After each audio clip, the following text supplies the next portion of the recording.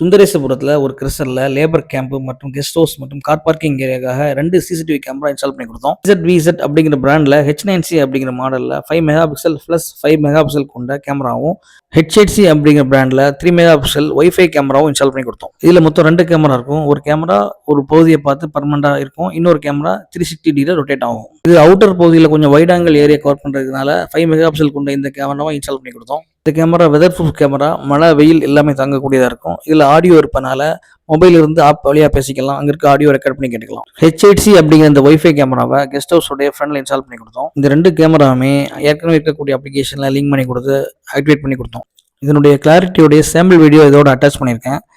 இது மாதிரி உங்களுக்கு ஹை குவாலிட்டியான கேமரா தேவைப்பட்டால் மேலே இருக்கக்கூடிய நம்பரை கான்டாக்ட் பண்ணுங்கள்.